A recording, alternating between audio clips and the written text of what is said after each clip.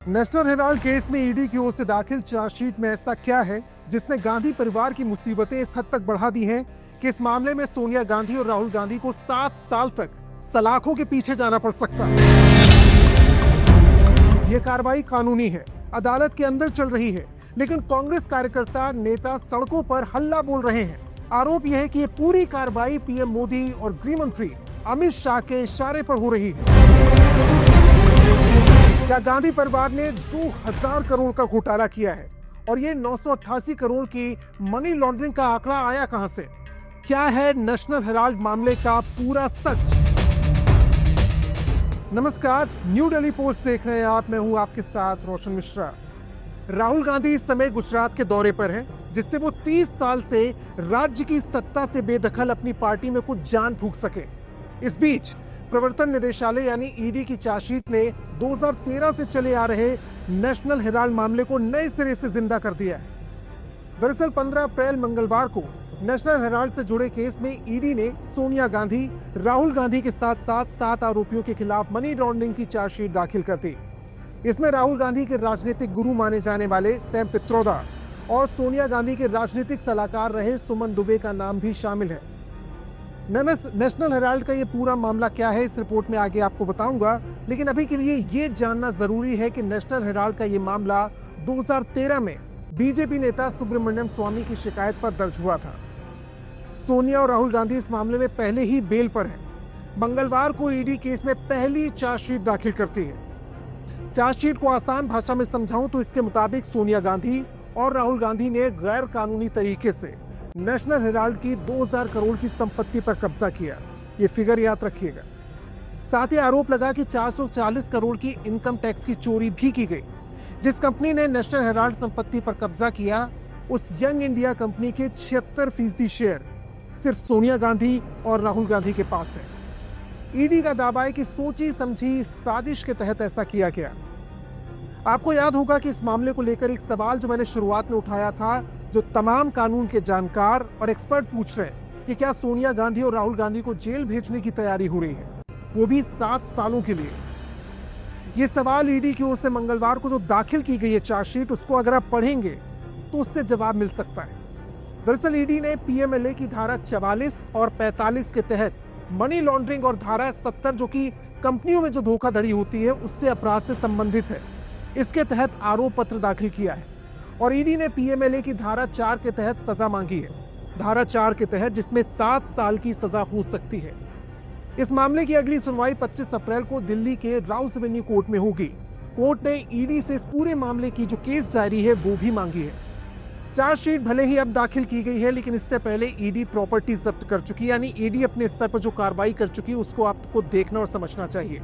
इस कार्रवाई में ईडी ने दिल्ली के नेशनल हेराल्ड हाउस का, जिसका पता 5A बहादुर शाह जफर मार्ग है, इसके अलावा मुंबई के बांद्रा ईस्ट में और लखनऊ के विश्वेश्वरनाथ रोड स्थित एजीएल की बिल्डिंग पर नोटिस चिपकाए थे। 661 करोड़ की इन अचल संपत्तियों को जब्त किया गया था। इसके अलावा एजीएल के जो 90 करोड़ 20 लाख रुपए के शेयर्स थे, इसे भी ईडी ने नवंबर 2023 में अपराध की आय को सुरक्षित करने के लिए और ये मनी जो ट्रेल है उसे नष्ट ना किया जाए, उसको लेकर कुर्क कर लिया था। इससे पहले ईडी सोनिया गांधी और राहुल गांधी से नेशनल हेराल्ड केस को लेकर लंबी पूछताछ कर चुकी है। जैसे जून 2022 में केस को लेकर राहुल गांधी से 5 दिनों में 50 घंटे की पूछताछ की गई थी। फिर 21 जुलाई 2022 को नेशनल हेराल्ड केस में सोनिया गांधी से 3 दिन में 12 घंटे के सवाल जवाब हुए। इस दौरान उनसे 100 से ज्यादा सवाल किए गए। और अब समझते हैं नेशनल हेराल्ड, ये पूरा मामला जो है, पूरा केस जो है, ये कहानी क्या है। अदालत में जो कुछ हो रहा है वो कार्रवाई आपने देखी, ईडी ने जो अपनी रिपोर्ट में कहा वो सब कुछ आपने जान लिया है, लेकिन सवाल उठता है ये मामला आखिर शुरू कहां से हुआ। मैंने आपसे पहले भी बताया था कि इस मामले को अदालत में ले जाने वाले व्यक्ति का नाम है बीजेपी नेता सुब्रमण्यम स्वामी, जो साल 2012 में ट्रायल कोर्ट में याचिका दायर करके आरोप लगाते हैं कि कुछ कांग्रेसी नेताओं ने गलत तरीके से यंग इंडिया लिमिटेड के जरिए एसोसिएटेड जर्नल्स लिमिटेड यानी एजीएल, ये 2 नाम याद रखिएगा, यंग इंडिया और एजीएल, आरोप लगाया गया था सुब्रमण्यम स्वामी की ओर से कि यंग इंडिया कंपनी बनाई गई और एजीएल का अधिग्रहण किया गया। यंग इंडिया वही कंपनी है जिसमें सोनिया गांधी और राहुल गांधी के 76% शेयर है।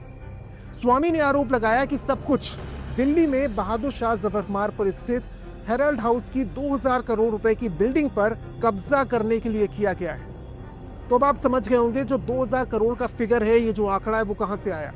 आरोप लगाया गया कि साजिश के तहत यंग इंडिया लिमिटेड ने एजीएल की संपत्ति का अधिकार अपने नाम कर लिया।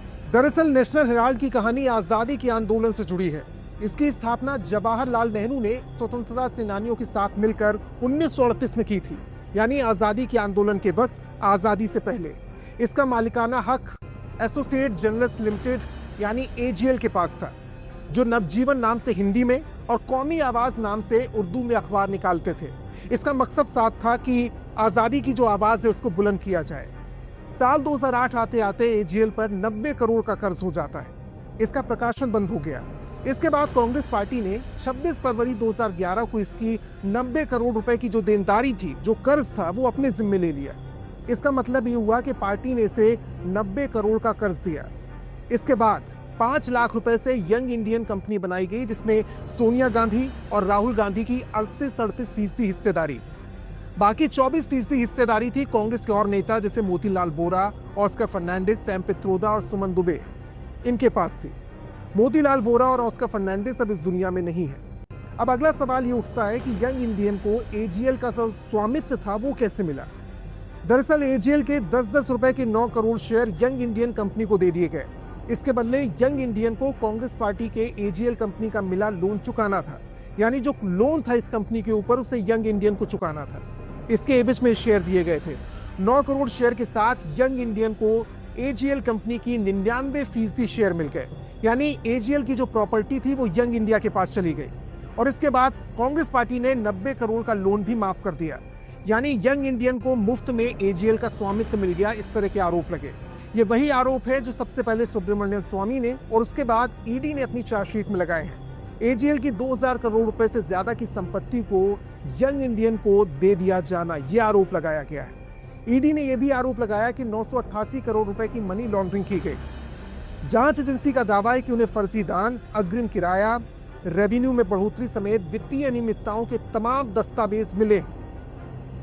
अब बात करते हैं कि कांग्रेस ने इसके बचाव में क्या तर्क दिए। कांग्रेस का पहला तर्क है कि साल 1937 में स्थापित नेशनल हेराल्ड अखबार चलाने वाली कंपनी एसोसिएटेड जर्नलिस्ट लिमिटेड को लगभग 10 साल के लिए और करीब 100 किस्तों में चेक से अपनी देनदारी के भुगतान के लिए 90 करोड़ की राशि दी गई थी। इसमें जो 67 करोड़ की राशि थी, इसका इस्तेमाल नेशनल हेराल्ड ने अपने कर्मचारियों के भुगतान में यानी उनकी पेमेंट में किया। बाकी पैसा बिजली के बिल, किराए में, भवन आदि के खर्च में किया गया। यह भी तर्क दिया गया कि किसी राजनीतिक दल की ओर से कर्जा देना कोई अपराध नहीं है। वहीं कांग्रेस का दूसरा तर्क यह है कि नेशनल हेराल्ड अखबार आय के अभाव में जो कर्ज है उसे चुकाने में सक्षम नहीं था। इसके एवज में एजीएल के शेयर यंग इंडियन को दिए गए, जो कानून में एक नॉट प्रॉफिट कंपनी है। यंग इंडियन की मैनेजिंग कंपनी के सदस्य सोनिया गांधी, राहुल गांधी हैं, जो किसी तरह का मुनाफा या कोई डिविडेंड या सैलरी या वित्तीय फायदा इस कंपनी से नहीं लेते।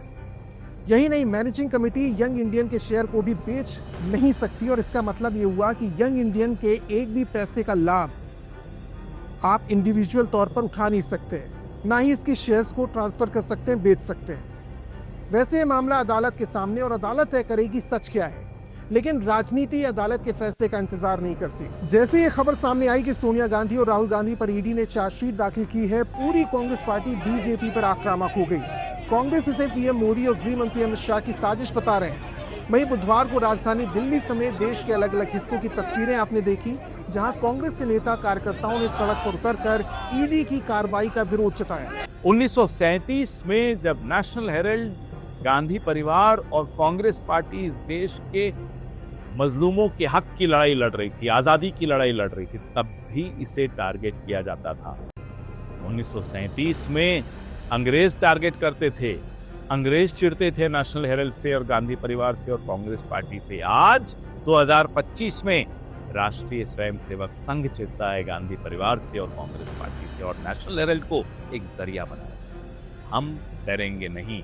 कर दीजिए जितनी रेड्स, कर लीजिए जितने चार्जशीट्स, जितने केस राहुल गांधी पर 40-50 केस कर रखे हैं, उसकी सांसदी छीन ली, उनका आवाज छीन लिया, अरबों रुपए खर्च कर लिए उनकी आवाज बंद करने। क्या वो आवाज बंद हुई? वो आवाज बंद नहीं होगी, क्योंकि उस आवाज के पीछे ताकत है बाबा साहब अम्बेडकर के संविधान की। ये वो संविधान है जो करोड़ों मजलूमों की कवच बनकर खड़ा है, और राहुल गांधी के हाथ में जब वो संविधान दिखाई देता है, आप थर थर कांपते हैं। ये सिर्फ उत्पीड़न और प्रतिशोध की राजनीति है, और सूत्रधार दो व्यक्ति हैं जिनकी मानसिकता ही आपराधिक है। और आज सारे देश भर में अलग विभिन्न राज्यों में पीसीसी और डीसीसी के द्वारा प्रदर्शन भी हुए हैं ये ईडी के मामला को लेकर। तो हमें चुप नहीं किया जा सकता। मैं बताना चाहता हूं कि एक फेक केस है जिसमें कोई भी तथ्य नहीं है, निराधार है, और अंततोगत्वा इसमें कोर्ट्स ये स्पष्ट करेंगे। अभी सिर्फ एक कानूनी प्रक्रिया चल रही है और इसको एक राजनीतिक प्रतिशोध की भावना से किया जा रहा है, जो दर्शाया जा रहा है। वहीं बीजेपी के नेता कह रहे हैं कि ये कांग्रेस का भ्रष्टाचार है, जो लूटा है वो लौटाना पड़ेगा। राजनीति से इतर इंतजार अदालत के फैसले का रहेगा। इस खास रिपोर्ट में फिलहाल इतना ही। आप देख रहे हैं न्यू दिल्ली पोस्ट। नव जागरण की इस मुहिम में आप न्यू दिल्ली पोस्ट की खबरों का हिस्सा बने। हमें लाइक करें, सब्सक्राइब करें और शेयर करना ना भूलें। जय हिंद।